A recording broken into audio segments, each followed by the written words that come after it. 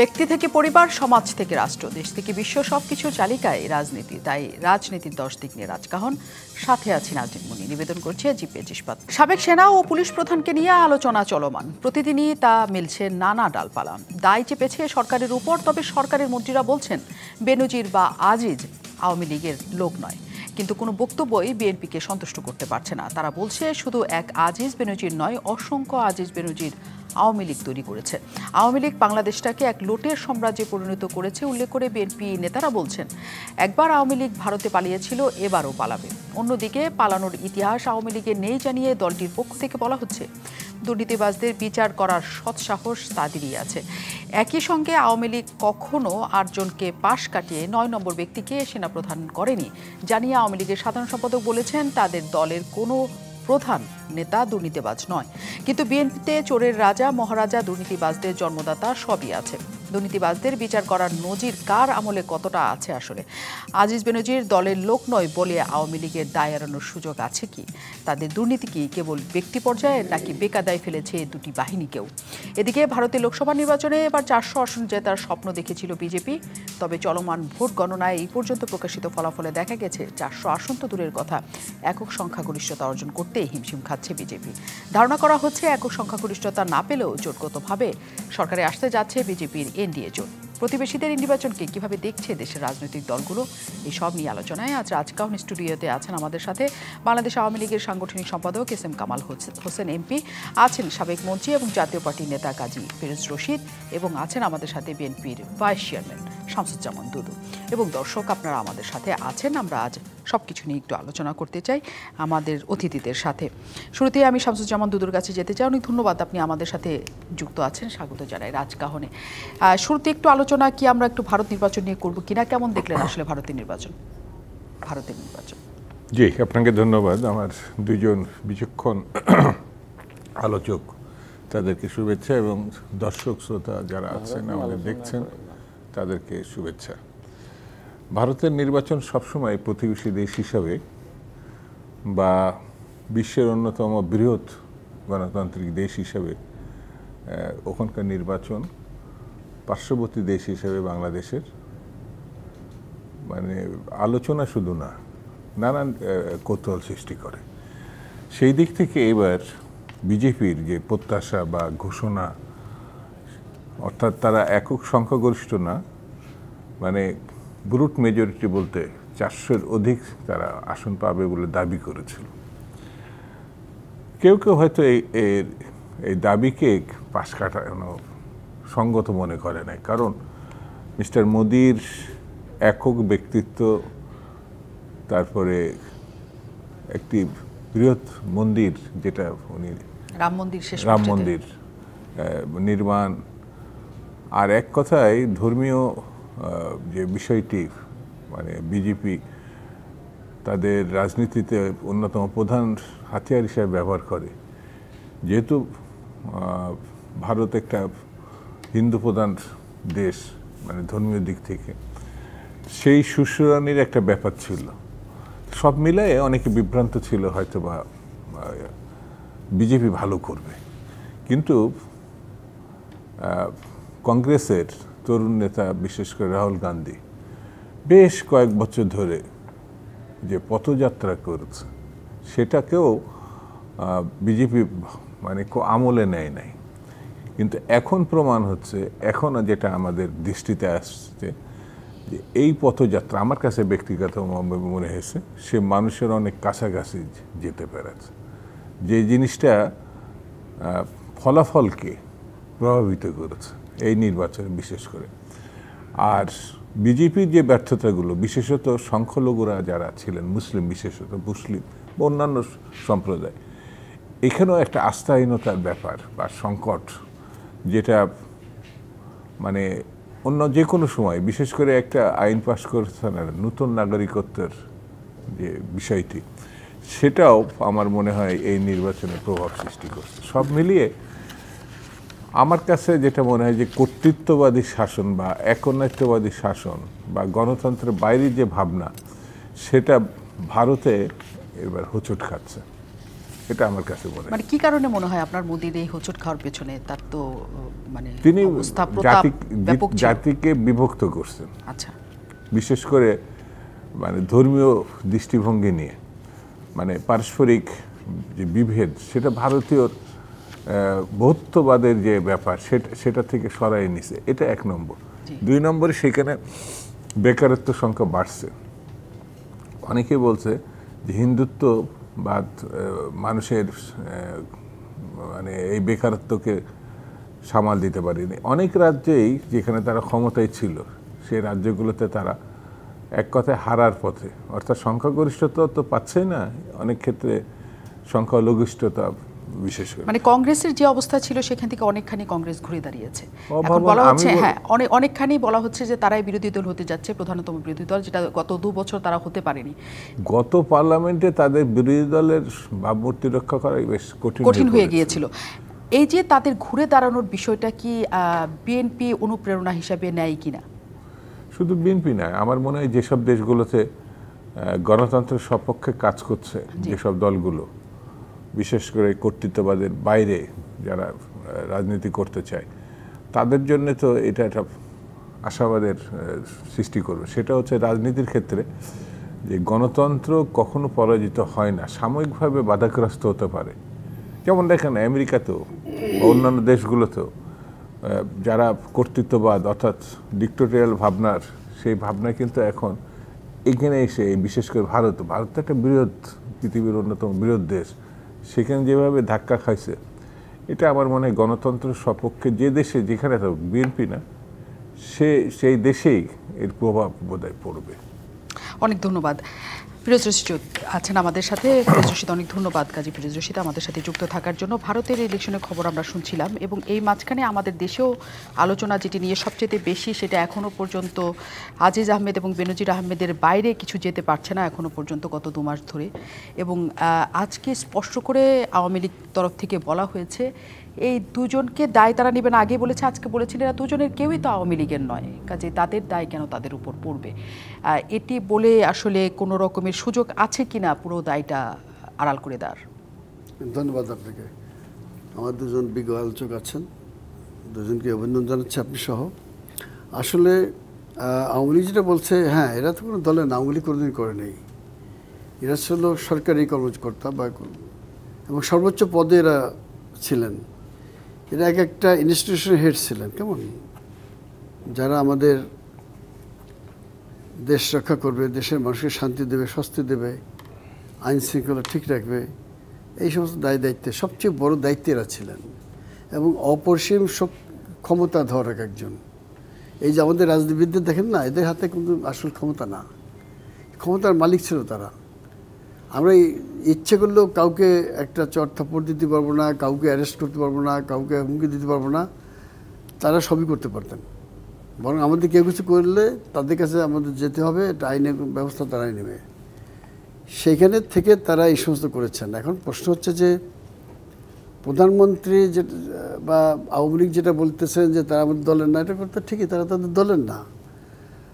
আর সবই যদি প্রধানমন্ত্রীকে দেখতে হয়, এটা তো একদিনে এটা করে নাই, এক মুহূর্তে করে নাই। এই যে এতগুলো এজেন্সি বা এতগুলো পত্র পত্রিকা, এটা এখন সব বলতেছেন, আগে বলে নাই কেন? কারণ যে আমাদের তখন যেমন আসে হুমকি ছিল বা আমাদের অনেক প্রবলেম ছিল, বলতে গেলে আমরা ক্ষতিগ্রস্ত হতে পারতাম। এখন কিন্তু সব চলে আসছে। কিন্তু ক্ষমতায় যখন তারা ছিল, সেই মুহূর্তে কেউ কিছু বলে নাই। এটা একটা বড় জিনিস। আমাদের দেশে বা গণমাধ্যমদের বলার সুযোগ ছিল আসলে। গণমাধ্যম তো সবসময় বলতে পারে, এখন হঠাৎ করে কেন বলতে পারলো? কারণ বেনজির সাহেব তো তিনি তখন ক্ষমতায় নাই, আর জি রিটায়ারমেন্টে চলে গেছেন। তারপর তো তার সমস্ত উনি পুলিশ বিভাগের প্রধান ছিলেন, র্যাবের প্রধান ছিলেন, সমস্ত লোকজনরা আছে। তাহলে এখন সাহসটা পাইলো কিভাবে? নিশ্চয়ই এর পেছনে কিছু কারণ আছে। দেখেন, এটা তো একটা আছে, আমরা প্রতিদিন এটা নিয়ে খবরের কাগজ খুললে এটা দেখি, পত্র পত্রিকা এটা দেখি, এটা তো আছেই। এবং এটা একটা সবচেয়ে বড় কথা যে যেভাবে হোক এদেরকে কিন্তু আইনের আওতা নিয়ে আসা হয়েছে, তাদের বিরুদ্ধে মামলা হয়েছে, অন্তত বেনজির সাহেবের বিরুদ্ধে মামলা হয়েছে, এটা আমি জানি। এবং সেনা প্রধানের বিরুদ্ধে তো কোনো নেই, দুর্নীতি অভিযোগ নাই। ওদের আছে মিসইউজ অফ পাওয়ার। তো ওর জন্য আমার ক্ষমতা থাকলেই আমার ভাই ব্রাদার আত্মীয় স্বজনের জন্য আমি ক্ষমতা ব্যবহার করবো, এটাই স্বাভাবিক দেশের। এটাকে আমি বড় কিছু দেখতেছি না। আসেন বেনজি সাহেবের ব্যাপারটা। বেনজি সাহেব যেটা করেছেন, হ্যাঁ এটা খুবই অন্যায় কাজ করছেন। ওই ধরনের একটা বড় পদে থেকে এত কিছু না করলেও পারতেন। এখন প্রশ্ন হচ্ছে যে এই দেখবে কেনা দেখার জন্য কিন্তু এই যে এখন যারা স্বাধীন কমিশনগুলো, দুর্নীতি দমন কমিশন বলেন, অনেকগুলো কমিশন আছে, তাদের তো কিছু দেখার দায়িত্ব ছিল। শুধুমাত্র শেখ হাসিনা প্রধানমন্ত্রী দেখবেন, সবই তাকে দেখতে হবে। তার কি 10টা চোখ আছে? তার কাছে যদি কেউ দিয়ে থাকে, আগে পূর্বাহ্নে যদি দিয়ে থাকে যে মাননীয় প্রধানমন্ত্রী এই হচ্ছে, এবং তখন যদি সে কোনো দায়িত্ব না নিত, তাকে দেখে জিজ্ঞেস না করতো, তাহলে একটা কিছু হইতে পারতো। কিন্তু এই ধরনের কিছু আছে বলে আমি মনে করি না। এখানে একটা জিনিস খুব মারাত্মক আকার ধারণ করছে যে আমাদের বেনজির সাহেব এই সমস্ত করে কিন্তু অনেক কিছু এখন বেনজির সাহেব বেরিয়ে যাচ্ছে। তার এখানে রিসোর্ট আছে, ওখানে সম্পদ আছে, ওখানে বাড়িঘর আছে। আমাদের গোপালগঞ্জে অনেক সম্পদ, জমি টমি আছে। তো গোপালগঞ্জের জমিতে আমি ধরি না, কারণ আমি গোপালগঞ্জের খবরটা রাখি। গোপালগঞ্জের জমির দাম অত কিছু বেশি না, তবে করছে 600 বিঘা জমি, বেশি হলে 12 লাখ টাকা, 12 কোটি টাকা হতে পারে বা একটা কিছু, এমন খুব বেশি কিছু না। কিন্তু এই যে কিছু মনে করবেন না, আমার কাছে পত্রিকা আছে, দাঁড়ে দাঁড়িয়ে ঘুরছে ওরা, মালয়েশিয়া যেতে পারে নাই 31,000 লোক। এবং তদন্ত কমিটি মামলা করলে ব্যবস্থা নেবে, সিডি বলছে। সিডি তো মামলা করতেছে না, তাই এখন এদের বিরুদ্ধে মামলা করেন কেন? এরা কারা? অর্থাৎ সিডিতে এই যে দায় সেরে গেল, যে কেউ যদি মামলা করে, তো বেনজির বিরুদ্ধে তো কেউ মামলা করে নাই, আজিজ সাহেবের বিরুদ্ধে কেউ দরখাস্ত করে নাই। তা আমার কথা যে এই যে এখান থেকে কত টাকা দিছে, মানুষের শ্রম বাজার বন্ধ, কত মানুষ কাঁদতেছে দেখছেন। আজকে দেখছেন যে হজে যাইতে পারে নাই, বহু লোক হাজিরা কান্দাকাটি করতেছে। আমাদের অর্থনৈতিক খাতটা কিন্তু খুব দুর্বল, নড়বড় হয়ে গেছে। আসল ফোকাসটা সেখানে দেওয়া উচিত। আমি জানি না যে বেনজির সাহেবের এটা নিয়ে আমরা কতদিন আর নাড়াচাড়া করবো। 2 মাস হয়ে গেছে, কিন্তু যেহেতু নানাভাবে তার অর্থনৈতিক ব্যাপারগুলো আসছে, বারবার বের হয়ে আসছে, এবং যে বিচারের কথা আপনি বলছেন তিনি দেশে নাই, কাজে যিনি দেশে নাই তার আসলে বিচার কেমন করে হবে, এবং সেই বিচার আসলে তিনি ভোগ করবেন কিনা, এটা একটা বড় প্রশ্ন। এটা শুনেন, সে দেশে নেই। মাননীয় পররাষ্ট্রমন্ত্রী বলছেন যে ওনার তো পাসপোর্ট জব্দ করা হয় নাই, জি, নিষেধাজ্ঞা ছিল না। আমার যদি কোনো নিষেধাজ্ঞা না থাকে, আমি যে কোথাও যেতে পারি। আমি সেই কথাটা একটু জানি। আমি আমাদের ওর এক অতিথির কাছে এস এম কামাল হোসেন আমাদের সাথে আছেন, আমরা একটু জানি। এস এম কামাল হোসেন, সরকারের করার কি আছে? যত সরলভাবে কাজী ফিরোজ রশিদ এটা বললেন, আসলেও কি অত সরল কিনা? যখন এটি মে মাসে প্রচারিত হয়েছে পত্রিকাগুলোতে, এত বড় খবর, তার বিদেশে যাওয়ার কোনো নিষেধাজ্ঞা হয়নি। 15 থেকে 20 দিনের মাথায় তার নামে দুদকে মামলা হয়েছে, তখনও বিদেশে যাওয়ার নিষেধাজ্ঞা হয়নি। মানে কেন হয়নি বিদেশে নিষেধাজ্ঞা? কতটুকু গেলে? ধন্যবাদ বিজ্ঞ আলোচক। এই ব্যাখ্যা দুদক দেবে, এটা এস এম কামাল দেবে না। না, এস এম কামাল সরকারের অংশ, তিনি সংসদ সদস্য, সরকারের পক্ষ থেকে। এটা দুদক দেবে, এটা এস এম কামাল দেবে না। সরকারের পক্ষ থেকে কিছুই করার ছিল না। না, এখানে তার নামে আইন শৃঙ্খলা বাহিনী শুধু দুদক কাজে লাগাবে, সরকারের কোনো নেই। নিষেধাজ্ঞা যদি থাকতো তাহলে সরকারের দায় দেয়, তার বিরুদ্ধে তো আইন দুদক কোনো মানে কখনো তো মামলা হয়নি। দুদক তো দুদকের মতো করে তাদের তদন্ত করেছে। আমি আমার বলতে দেন, আপনি আগে বলেন। দুদক যদি তার বিরুদ্ধে মামলা করার পর সে যেত, বা কোর্টে যদি তার নিষেধাজ্ঞা থাকতো, তাহলে সে এটা বন্ধ হইতে পারত। সে কিভাবে গেল, কি কারণে গেল? একজন লোকের যদি নিষেধাজ্ঞা না থাকে, সে যেতেই পারে। হ্যাঁ, সেটা দুদকের পক্ষ থেকে আপনি বলছেন, সরকারের পক্ষ থেকে কিছু করার ছিল না। সরকারের পক্ষ থেকে তার বিরুদ্ধে তো কোনো মামলা নেই, সরকার কেন নাই?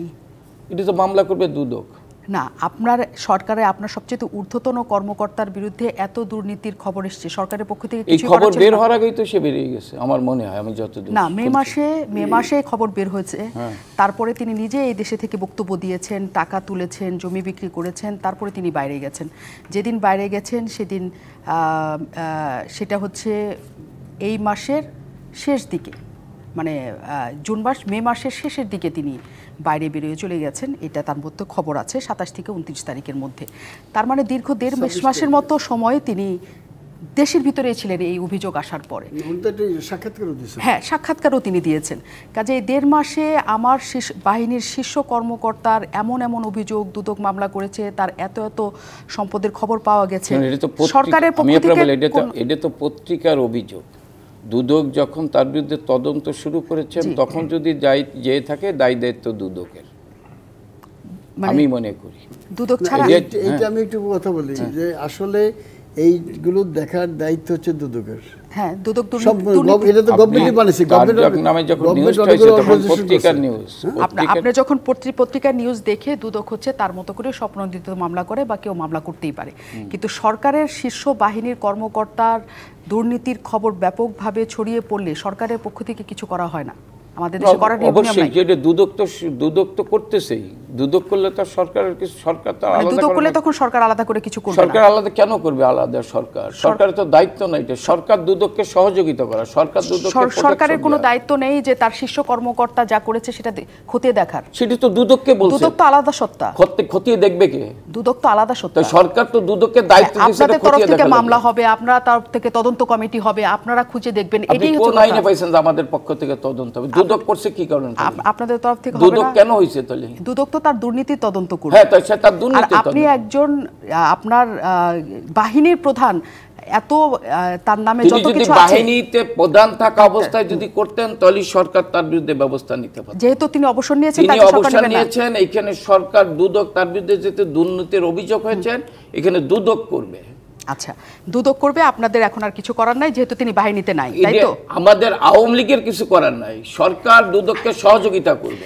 আওয়ামী লীগ আলাদা করছেন আপনারা, আওয়ামী লীগই তো সরকার, সরকার দুদককে সহযোগিতা করতেছে। সরকার যদি দুদককে সহযোগিতা না করতো তাহলে তো কেউ হইতো না, যেটা বিএনপির আমলে হয়েছে। কেন সরকার দুদককে সহায়তা করবে? সরকারের তো কাজ দুদককে সহায়তা করা, এবং দুদকের মতো করে আলাদা সত্তা হিসেবে কাজ করবে। দুদক আলাদা সত্তা হিসেবে কাজ করবে এবং সরকার আলাদা সত্তা হিসেবে এখানে কাজ করছে। দুদকটা করা হয়েছে তো দুর্নীতিবাজদের ধরার জন্য। তাহলে দুদকটা করা হয়েছে স্বাধীন সংস্থা দুদক, তাকে দায়িত্ব দিয়েছে। অতীতে সরকারও সহযোগিতা করতো না, দুদকও ধরতো না। সরকারকে দুদককে দায়িত্ব দিয়েছে দুর্নীতিবাজদের বিরুদ্ধে ব্যবস্থা নিতে। সেইখানে যদি সরকার দুদকের উপর হস্তক্ষেপ করে তখন আপনি বলতে পারেন, কিন্তু এছাড়া সরকার কিছু করবে না, তাই তো? আমি এই সব কি করবে আপনি বলেন? তদন্ত কমিটি গঠন করবে।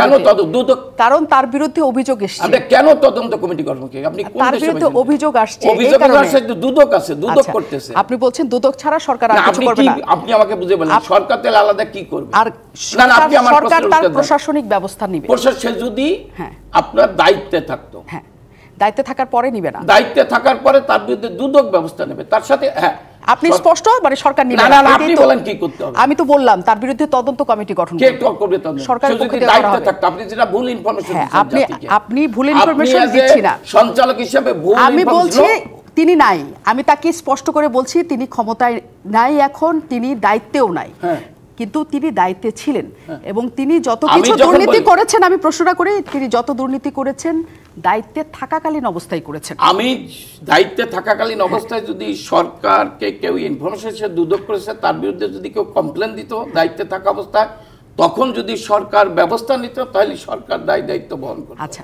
আমার কথা শেষ করতে দেন, আপনি দাঁড়ান। হ্যাঁ, বলেন। কিন্তু তার চাকরি থেকে সে যখন তার রিটায়ারমেন্টে গেছে, তখন যখন তার বিরুদ্ধে এটা নিউজ হয়েছে, দুদক তার বিরুদ্ধে ব্যবস্থা নিচ্ছে, নিশ্চয়ই সরকার দুদককে সহযোগিতা করছে। আচ্ছা, আপনি দুদককে বারবার সরকারের অঙ্গ প্রতিষ্ঠান ভাবছেন কিনা আমি জানি না। দুদক তার মতো করে কাজ করছে। আমি বলি, আপনি ফাউল কথা কই তো লাভ না। আপনিও মানে শোভন শব্দ আমরা ব্যবহার করি না। আপনি শোভন, আপনি তো ফাউল কথা কইলেন। হ্যাঁ, বলেন। আপনি বলতেছেন দুদক সরকারের অঙ্গ সংগঠন, আপনি কিভাবে বলতেন? কারণ আপনি বারবার দুদকের দিকে টেনে নিয়ে যাচ্ছেন, কারণ আপনি আপনার জায়গায় থাকেন। আমি আমার জায়গায় থাকতেছি। সরকার এটা করবে না, আমরা স্পষ্ট করি। সরকার করবে না মানে? সরকার এটা করবে না কারণ তিনি নাই। আপনি তো সেই বক্তব্যটাই দিচ্ছেন। আপনি কি মনে করেন? আমি কিছুই মনে করি না। আমি আপনার কাছ থেকে বলছি না, আপনার আইনে কি কয়? আমার আইন নাই। আমরা বলছি তিনি একজন বাহিনীর শীর্ষ কর্তা হিসাবে সরকারের দায়িত্বের জায়গা ছিল কিনা তার সম্পর্কে তদন্ত কমিটি গঠন করা। প্রশ্ন করেছি, আপনি উত্তর দিবেন হ্যাঁ বা না, শেষ। না, আমি তো বলছি, তারপর আপনি বলতেছেন না, আপনি দুদকের কথা বলছেন। আমি তো সরকার আর দুদক আলাদা জানি না। সরকার আর দুদক আলাদা আপনি জানেন, এখনো তাই। হ্যাঁ, তাই। কিন্তু আপনি অনেক সময় জানেন না। কি জানি না যে সরকার দুদক আলাদা, এটা আপনারা জানেন না। আচ্ছা, এটা হতে পারে। আমরা জানি আমরা দুদক আপনারা তো এক চোখে দেখেন এই কোন না। আমরা জানি না, আপনি যেটা বললেন যে সরকার সে যদি চাকরিরত অবস্থায় তার বিরুদ্ধে দুর্নীতির অভিযোগ করতো, তাহলে যদি সরকার ব্যবস্থা না নিত, তাহলে আপনি বলছেন যে সরকার তাকে প্রশ্রয় দিচ্ছে। তার নামে যুক্তরাষ্ট্র থেকে যে নিষেধাজ্ঞা এসেছিল সেটার বিরুদ্ধেও কিন্তু আমরা কোনো ব্যবস্থা আমি বলি নিষেধাজ্ঞা, তার নিষেধাজ্ঞা আমার দাঁড়ান শেষ করতে দেন আমাকে। বলেন। তার নিষেধাজ্ঞা এসেছিল, ওইটা সরকার মনে করে তার নিষেধাজ্ঞা মিথ্যা নিষেধাজ্ঞা ছিল। শেষ করতে ব্যাখ্যা দিতে দেন। আমরা এখানে বলেন। আপনি বলবেন একটা সরকারের বিরুদ্ধে আর আমার ব্যাখ্যা দিতে। আমি তো শুনলাম যে সরকার মনে করেন নাই। হ্যাঁ বলেন। সরকার তার বিরুদ্ধে নিষেধাজ্ঞা আসছিল, সরকার সেই নিষেধাজ্ঞাকে অ্যাকসেপ্ট করে নাই। কেন? সেদিন যে মিথ্যা তথ্য দিয়ে নিষেধাজ্ঞা হলো সেটা মিথ্যা তথ্য। বিএনপি জামাত এখানে মানুষ খুন করছিল, জঙ্গি হলিউডে হামলা করেছিল, সেদিন বেনজির কমিশনার ছিল, দায়িত্ব নিয়ে সেদিন জঙ্গি দমন করেছিল। সেদিন বিএনপি জামাত 2014 সালে ইলেকশনের পরে ইলেকশনকে সামনে রেখে সারা বাংলাদেশে তাণ্ডব করেছিল, মানুষ খুন করছিল, 131 জন সাধারণ মানুষকে হত্যা করেছিল, 22 জন আইন শৃঙ্খলা রক্ষাকারী বাহিনীকে হত্যা করেছিল।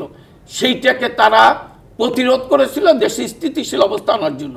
সেই ক্ষেত্রে যদি নিষেধাজ্ঞা দেয় তাহলে আমি মনে নেব যে আপনি জঙ্গিদের পক্ষে, আমি ধরে নেব আপনি বিএনপি জামাতের সন্ত্রাসীদের পক্ষে। আপনি যে কথাটা বলছেন সেই কথাটা হচ্ছে তিনি ক্ষমতায় থাকা অবস্থাতে নিষেধাজ্ঞা আসছিল, আপনারা প্রোটেস্ট করেছেন।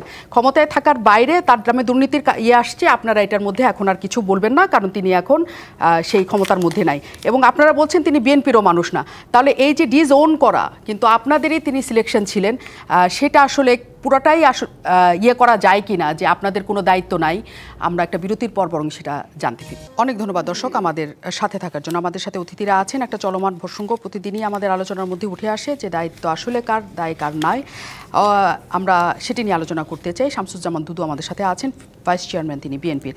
শামসুজ্জামান দুদু, আপনি নিশ্চয়ই এস এম কামাল হোসেনের সকল বক্তব্য শুনলেন। তারা খুবই তীব্র এবং ভাষায় প্রতিবাদ করেন যে এই দায় আসলে তাদের নয়, দুদক মামলা করেছে সেই হিসেবে তাদের হবে। তারপরও আপনারা মনে করেন যে এই দায় আসলে আওয়ামী লীগের ছিল, সরকারের ছিল, এবং প্রতিদিন আপনারা এই বক্তব্যটাই দেন, এবং এই রকম আরও মানুষ আওয়ামী লীগ তৈরি করেছে বলে এই বক্তব্য আপনাদের মহাসচিবের কাছ থেকে এসেছে। তিনি যা বললেন সেটা কি আপনার কাছে গ্রহণযোগ্য মনে হলো কিনা? আমি কামালকে একটা ধন্যবাদ দিতে চাই। কামাল তার অবস্থান থেকে, তার রাজনীতি থেকে তার মতো করে যেটা সে বলেছে, এটা তার অবস্থান ঠিক আছে। আওয়ামী লীগকে ক্ষমতায় আনা, ক্ষমতায় প্রতিষ্ঠিত করা, ক্ষমতায় ধরে রাখা, তার জন্য যা যা করার সেটা মিস্টার বেনজির করেছে। তো কৃতজ্ঞতাবশত আওয়ামী লীগ তাকে কিছু করতে পারে না। এই জন্যই পারে না, সেই সময় ক্ষমতার রক্ষা, ক্ষমতার স্থায়িত্ব, ক্ষমতায় থাকার জন্য যে কাজগুলো, যেমন একটা ছোট্ট এক্সাম্পল দিই, যেমন বিএনপির ছাত্র সংগঠনের সাধারণ সম্পাদক এম ইলিয়াস আলী, সাবেক সংসদ সদস্য, সে তার সময় সে নিখোঁজ হয়েছে, এবং এই নিখোঁজ আজ পর্যন্ত সে আর ফেরত আসে নাই। তো এই দায়টা কি তার না সরকারের, তৎকালীন স্বরাষ্ট্রমন্ত্রীর? তো এখন সে পুলিশ প্রধান নাই, কিন্তু সরকার আছে। তো স্বাভাবিক কারণে এখন যদি ওই কেস হয় এবং সে ধরা পড়ে, আর সে যদি বলে সরকারের নির্দেশে সে এটা করেছে, তাহলে তো সরকার বিপদে পড়বে। তো স্বাভাবিক কারণে সরকার জানে না চাকরিরত অবস্থা, তার তো ওই সময় তার চাকরি যাওয়ার কথা, ওই সময় তার জেলে যাওয়ার কথা। সরকার জানে না মানেটা কি? সরকারে যেমন বিএনপি আন্দোলন সংগ্রাম করছে গণতন্ত্রের জন্য এই 15 বছরে, ধরেন 1.5 লক্ষ মামলার 1,49,000 মামলায় পুলিশের, পুলিশ কর্তৃক, এটা কোনো ব্যক্তি কর্তৃক না। তো এই পুলিশ মামলা করতে এখন মানে হাত তাদের সব নুল্য হয়ে গেছে। চোখের সামনে দেখছে সংখ্যালঘুদের জমি বাধ্য করেছে কিনে নিতে, মানে এমন কোনো দুর্নীতি নাই সে করে নাই। তাদের বক্তব্য হচ্ছে কেন করবে, তিনি তো এখন ক্ষমতাতে নাই। বাস্তবতাটার কথা বলছে। আমি কামালের সঙ্গে ডিবেটেও যাচ্ছে না। কামাল তো তার অবস্থান থেকে সে তার মতো করে, এই জন্য তাকে আমি ধন্যবাদ দিয়ে দিচ্ছি। দুর্নীতিগ্রস্ত একটা সরকারের মধ্যে থেকে যদি কেউ সেটা সাপোর্ট করে, তাহলে বলার তো কিছু নাই। কি বলবো আমরা যেটা চোখে দেখছি এবং পত্রপত্রিকা আসছে, আপনি যেমন বলেন যে সেই সময় পত্রিকা কেন লেখা নাই, এটা পত্রিকার লোক ভালো বলতে পারবে, কিন্তু সরকার জানতো, কারণ সরকারের গোয়েন্দা বিভাগ আছে, শুধু একটি না, এই যে DGDFI আছে, NSI আছে, পুলিশের আছে, আরও অন্যরা থাকতে পারে, এমনকি রও থাকতে পারে যদি সরকারের হেল্পিং হ্যান্ড হয়। তো এরা সরকারের কাছে রিপোর্ট করে নাই বা সরকার জানে নাই, তাহলে পরে ওইগুলোকে তা তো সরকার উচিত হচ্ছে বিচারের আওতায় আনার। মানে সরকার তো একটা মানে ছোটোখাটো কোনো বিষয় না, সে জানে না, সে বোঝে না, সে এটা বলার তো কোনো সুযোগ নাই। তো সাংবাদিক লিখবে কেন? সরকারই তো জানে সব, না জানা তো কোনো কারণ নাই। সেই জন্য আমার কাছে মনে হয় যে মিস্টার বেনজির এবং মিস্টার আজিজ, সরকার বলে নাই, দেশের মধ্যে কেউ কিছু বলে নাই, তার স্যাংশন তো হয়েছে সর্বপ্রথম এখানে স্যাংশন যেটা আসছিল মিস্টার বেনজিরের, তো এটা আজকাল না, তো এটা সরকার তো বলে নাই। কি বলে নাই? ক্রসফায়ারে সে ইয়ে করছে, সে দুর্নীতিবাজ, সে এই কথাগুলো কিন্তু সরকারও বলে নাই, কোনো পত্রিকা বলে না। সেই সময় কিন্তু একটা দেশ এই স্যাংশনটা দিছে। মিস্টার আজিজের ক্ষেত্রে যে কথাগুলো বলা আছে সেখানে দুর্নীতি প্রসঙ্গ আছে, সেখানে পারিবারিক সুবিধা নেওয়ার কথা আছে, সেটা তো সরকার বলে নাই। সেই জন্য আমার কাছে মনে হয়েছে যে এখন যে ধরনের সরকার এখন ক্ষমতা আছে, তার পক্ষে এদের ঘাটানো কোনোদিনই সম্ভব না। জবাবদিহিমূলক সরকার যদি থাকতো, গণতান্ত্রিক সরকার যদি থাকতো, সত্যিকারের নির্বাচিত সরকার যদি থাকতো, মুখে মুখে না, সংবিধান আছে সংবিধানের জায়গায়, কার্যকর না সেটা। সেই জন্য আমার কাছে মনে হয়েছে যে এই সরকার থাকা অবস্থায় এদের কিচ্ছু হবে না, কোনো প্রশ্নই ওঠে না। কিন্তু সেখানে একটা প্রশ্ন রয়ে যায়। আমি কাজী ফিরোজ, আর শুধু এই দুইজন না তো, অসংখ্য আছে। এই বক্তব্যটা আপনাদের মহাসচিব আজকে দিয়েছে। কাজী ফিরোজ রশিদের কাছে আসি, যে এই সরকার থাকা অবস্থায় এদের আসলে কখনো কোনো বিচার হবে না। কাজী ফিরোজ রশিদ, আপনি কি সেটা মনে করেন কিনা? আসলে বেনজির সাহেব যে কাজগুলো করেছেন উনি কিন্তু সরকার থাকা অবস্থায় করেছেন, র্যাবের প্রধান থাকা অবস্থা অথবা আইজিপি থাকা অবস্থায়, বা তার আগে থেকে শুরু করছেন। আমরা জানি না, এখন বেরোবে আস্তে আস্তে, তদন্ত সাপেক্ষে বেরোবে। তো যদি সরকার না জেনে থাকে তাহলে অবশ্যই বুঝতে হবে যে সরকার তাদের কর্মচারীদের ব্যাপারে অনেক খবরই রাখছেন না। এটা কিন্তু রাষ্ট্রের জন্য একটি ভয়াবহ ইঙ্গিত। আমি আমার কর্মচারীরা কে কোথায় কী করতেছে এই খবর কিন্তু আমার কাছে আসতেছে না, অথবা আমি রাখতে পারতেছি না। এগুলো শুভ লক্ষণ না, আমাদের কারোর জন্য না। কারণ একজন মনে করে, একজন কর্মচারীরা মনে করে যে ওই সাম্রাজ্যের তিনি হচ্ছে মালিক, যে যেখানে আছে, কিছু মনে করেন না। একজন ইউনো মনে করে যে ওই উপজেলা তিনি মালিক, উনি যা করবেন তাই হবে। একজন তহসিলদার অথবা সার্ভেয়ার অথবা এসি ল্যান্ড, সে মনে করে যে ভূমি অফিসের মালিক তো আমি যা করব, তার বাইরে কিছু হবে না। দিনের পর দিন লোকদের ভোগান্তি করতেছেন। আমরা বলতেছি আমরা ডিজিটালাইজড করে ফেলাইছি, কোনো কাজ হবে না, কোনো ডিজিটাল কাজ হবে না যদি তারা সঠিকভাবে কাজ না করে। তাহলে আমরা কী করতে পারি? অর্থাৎ এদেরকে কে আপনি মুখে লাগাম দেবে? এতটাই এদের প্রসারিত হয়ে গেছে নেটওয়ার্ক, এবং এরা মনে করে যে যেখানে আছে সেই সাম্রাজ্যের মালিক তারা। এর রাজনীতিবিদদের কোনো ধার ধারে না তারা। একজন এমপি কিন্তু নিজস্ব অফিস থাকে না। অধিকাংশ এমপি সাহেবরা তো উপজেলা থেকে আসেন, গ্রাম থেকে।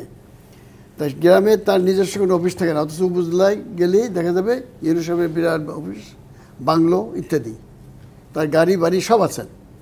এমপি সাহেব যে হয়তো দোকানে বসবে, নাহলে অফিসে যেয়ে একটা জায়গায় বসে, অথবা ওসির সামনে যেয়ে বসে, বা আওয়ামী লীগ এমপি হলে আওয়ামী লীগ অফিসে যেয়ে বসে। আর যদি উপজেলার উপরে এমপি হয়, হয়তো উপজেলা তার একটা বাড়ি থাকলে উনি বসে। তার নিজস্ব কোনো অফিস নাই, কোনো এমপির নাই। তো এখানে এমপিদের অফিস নাই, কিছু নাই। উপজেলা চেয়ারম্যানদের তো বোধহয় সবই আছে, উপজেলা চেয়ারম্যানদের গাড়ি আছে, অফিস আছে, লোক আছে। অর্থাৎ এমপিদের কিছু না। তো আমরা যখন রাজনীতিবিদদের কিছু না থাকে, রাজনীতি নিয়ন্ত্রণ করবে রাজনীতিবিদরা, এইটা যদি কর্মচারীদের হাতে চলে যায় তাহলে কিছু থাকবে না। মুশকিল আমাদের ভয়টা ওইখানে, যে এই যে এত কিছু হয়েছে, আজকে আমরা সব কিছু বলতেছি, এইটা আপনি যথার্থ বলছেন যে পূর্বে যদি তাকে সতর্ক করা হতো, এত দূর হয়তো এগুলো যেত না। তাকে যদি বলা হয় যে তোমার মধ্যে এই অভিযোগ আছে, এইটা প্রথম দিকে যদি বলা হয়তো, সরকার থেকে একটা চিটকুট, আমরা সেটাই বলছি, তাহলে শেষ পর্যন্ত এত দূর হতো না, এত ঝামেলা তার হইতো না, আমাদের হইতো না, এবং সরকারকেও প্রশ্নের মুখে পড়তে হতো না, এবং আমরা তো উত্তর দিতে হতো না।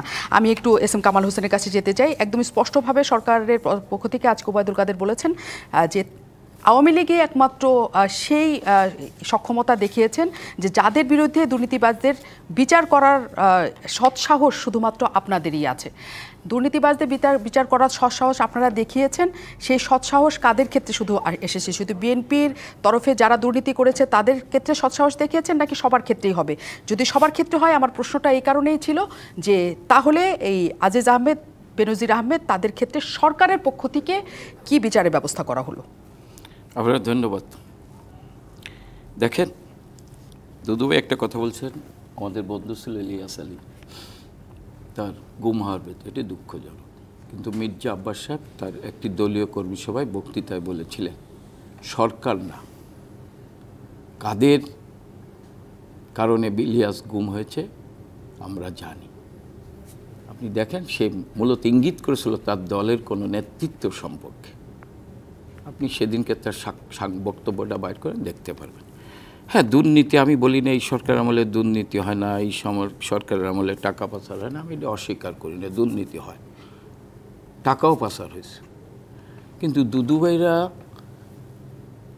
বিএনপি করে কি এই কথা বলতে পারে? তাদের আমলে 5-5 বার দুর্নীতিতে চ্যাম্পিয়ন হয়েছে দেশ। তাদের নেতা বেগম খালেদা জিয়া সম্পর্কে একটি পত্রিকার হেডলাইন, বিশ্বের 3টি পরিবার দুর্নীতিতে চ্যাম্পিয়ন, তার ভিতরে খালেদা জিয়া পরিবার। তাদের বর্তমান নেতা ইত্তেফাকের হেডলাইন যে 22,000 কোটি টাকা তারেক মামুন বিদেশে পাচার করেছেন। এরকম হাজার হাজার কোটি টাকা তাদের আমলে বিদেশে পাচার হয়েছেন। আজকে তারেক জিয়া বিদেশে বসে বিলাসবহুল জীবনযাপন করছেন, মানি লন্ডারিংয়ের মামলা হয়েছেন, দুর্নীতির মামলায় সাজাপ্রাপ্ত হয়েছে, মানি লন্ডারিং মামলায় সাজাপ্রাপ্ত হয়েছে। সেই বিএনপি তো আমি মনে করি নিজে অপরাধটা স্বীকার করে দুর্নীতির বিরুদ্ধে কথা বলেছে। হ্যাঁ, প্রশাসনের লোক দুর্নীতি করে না, আমি এটা অস্বীকার করি না, কিন্তু যাদের বিরুদ্ধে, যারা দুর্নীতি করে, অনেকের বিরুদ্ধে ব্যবস্থা নিয়েছে, অনেকেই চাকরিচ্যুত হয়েছে। বিএনপির আমলে আমি যদি বলি যে পুলিশ প্রশাসন ছাত্রদলের ক্যাডার বাহিনীর মতো আচরণ করেছেন। আপনি দেখেছেন এসপি কোহিনুর, এসপি র্যাঙ্কের কোহিনুর ছিল, সে ভবনের পৃষ্ঠপোষকতায় সে আইজির চাইতে বেশি ক্ষমতা ব্যবহার করে এই জাতীয় নেতা মোহাম্মদ নাসিমকে বিনা কারণে 27 নম্বরে রাস্তায় ফেলে পিটিয়ে আহত করেছেন। কোহিনুরের কথায় ঢাকা শহরে সমস্ত কিছু চলতো, পুলিশ প্রশাসন চলতো। শুধু তাই নয়, আজকের প্রধানমন্ত্রী বিরোধী দলের নেতা, তার একটি শান্তি সমাবেশ, সেই সমাবেশে নিরাপত্তা না দিয়ে খুনিদের পালিয়ে যাওয়ার জন্য আশরাফুল হুদা আইজি ছিলেন, তিনি সেই ব্যবস্থা করেছেন। এবং টিয়ার সেল মেলে সেইখানে বিরোধী দলের নেতার গায়ে স্পিনটার, আইবি রহমান সহ 22 জন লোক মারা গেছে। শত শত আওয়ামী লীগের নেতাকর্মীরা আহাজারি করছেন, চিৎকার করছেন, তাদেরকে উদ্ধার না করে টিয়ার সেল নিক্ষেপ করে। আমরা অন্য লাইনে কথা বলছি, আমি বলি অনেক সময় না, খুনিদের বের করার চেষ্টা করছেন। আপনি যেটা বলছেন, হ্যাঁ, এই সরকার অবশ্যই দুর্নীতিবাজদের বিরুদ্ধে ব্যবস্থা নেয় এবং বিভিন্ন সময় যখন ধরা হয়েছে, আপনি বলেন ফরিদপুর বলেন, আপনি বলেন ওই যে কী কয় রূপপুর পারমাণবিক কেন্দ্রে যখন ধরা পড়েছিল, আপনি দেখেন অনেকের চাকরিচ্যুত হয়েছে, অনেকে এখনো জেলখানায় আছে, অনেকেই জেলখানায় আছে। এবং আপনাদের তরফ থেকে যেহেতু বলা হচ্ছে যে আমি মনে করি যে এই যে দুদক একটা স্বাধীন সংস্থা, তার দায়িত্ব হচ্ছে যে বাংলাদেশে সে রাজনীতিবিদ হোক। সরকার এই করে তো দুদককে স্বাধীন সংস্থার প্রতিষ্ঠা করেছে। হ্যাঁ, যে রাজনীতিবিদ হোক, প্রশাসনের জন্য আমরা একটু বিরতিতে যাই, নিশ্চয়ই সহযোগিতা করবে। কিন্তু একসময় দুদক থেকেও বলা হয়ে থাকে যে একটা নির্ধারিত সময় পর্যন্ত যাওয়ার পর তারা আর সামনে এগোতে পারেন না। সেখানেও আসলে কিভাবে সেটার সমাধান হবে এবং আসলে বাহিনীর উপর এটার কোনো প্রভাব পড়েছে কিনা, আমরা বিরতির পর। অনেক ধন্যবাদ দর্শক, আমরা শেষ মুহূর্তে আছি, একদম ছোট সময় নিয়ে আছি। আমি শামসুজ্জামান দুদুর কাছে যেতে চাই শুধু একটা প্রসঙ্গ নিয়ে, যে অনেক শীর্ষকর্তা থাকেন, কারোর বিরুদ্ধে এমন অভিযোগের জায়গা নেই, কিন্তু এই দুজনের নামে এসছে, তাতে আসলে বাহিনী কোনো রকম অস্বস্তিতে পড়বে কিনা বা আস্থার সংকট তাদের প্রতি তৈরি হবে কিনা মানুষের। ধরেন বাতাসে তো অনেক ধরনের কথা আছে, মানে এই ধরনের ঘটনা ঘটবে বা ঘটতে যাচ্ছে আমরা অনেকে হয়তো জানি নাই, কিন্তু যখন ঘটে গেছে তখন কিন্তু আমাদের কাছে মনে হয়েছে যে হ্যাঁ, এই ধরনের ঘটনা ঘটতে পারে। আমার কাছে যেটা মনে হয় যে এখনো পর্যন্ত যদি সতর্কতা অবলম্বন না করে সরকার, তাহলে আরও অনেক ঘটনার মুখোমুখি তাদের হতে হবে। কারণ এখন যে জিনিসটা আছে, ধরেন কোন পরিবার, কোন ব্যক্তি, কোন প্রতিষ্ঠান, কারা করছে, আমার থেকে বেশি আমার মনে হয় যারা সরকারে আছে তারাই বেশি জানে। সেই কথাগুলো মানে আমাদের জন্য বিতর্ক করা খুব বিপজ্জনক। যদি আমি জানিও তো অন্যরাও জানলেও হয়তো সেই ক্ষমতা বা হিম্মত মানে বাস্তবতার প্রয়োজনেই করবে না। কিন্তু সরকার যদি এখনো পর্যন্ত সতর্ক না হয়, সরকার কতটা ক্ষতিগ্রস্ত হবে এটা আমি জানি না। আমার কাছে এটা মানে দেশ একটা বিপজ্জনক অবস্থায় পড়ে যাবে। কারণ আমাদের স্বাধীন সার্বভৌম অর্থনীতি নাই। আমাদের যে অর্থনীতি কোনো না কোনোভাবে অন্যদের সাথে হ্যাঁ বিভিন্ন দেশের উপরে ব্যবসা করে বিভিন্নভাবে আমাদেরকে চলতে হয়। তার মানে সরকারের স্বার্থে এবং দেশের স্বার্থে হলেও নজরটা এখন আলাদা করে দেওয়া দরকার। কাজী ফিরোজ রশিদ, আপনার তরফ থেকে কি মনে হয় দুটি না প্রভাবিত করবে কিনা বাহিনী? এটা তো অবশ্যই বাহিনীর উপরে একটা মারাত্মক প্রভাব পড়বে। এটা সবাই সতর্ক হয়ে যাবে, অস্বীকার করার কিছু নাই। সরকার যেভাবে এখন আগে করে নাই ঠিক আছে, এখন যেভাবে বেনজির সাহেবকে ধরছে, যেভাবে তার মামলা মোকদ্দমা যেগুলো উঠে আসতেছে, সরকার ইচ্ছে করলে তো এগুলো চাপা দিতে পারে নাই, সব উঠে আসতেছে। অতএব এতে অন্য বাহিনীর সবাই সতর্ক হয়ে যাবে। একটা কথা বলি, একটা গল্প বলে শেষ করে দিই। বাপ মারা গেছে, ভাই বোন সবাই তো কাঁদাকাটি করতেছে, প্রচুর কাঁদতেছে। বড় ভাই ভাত খাই ছেড়ে দিছে, 3 দিন আর ভাত খায় না, শুধু কাঁদে। তার বন্ধু ভাই গেছে, ভাই তুমি হলো বড়, আমাদের বাবা নাই, তুমি আমাদেরকে তো আর সান্ত্বনা দেবা, তুমি যদি এত ভাঙ্গি পড়ো আমরা তো চলবো না।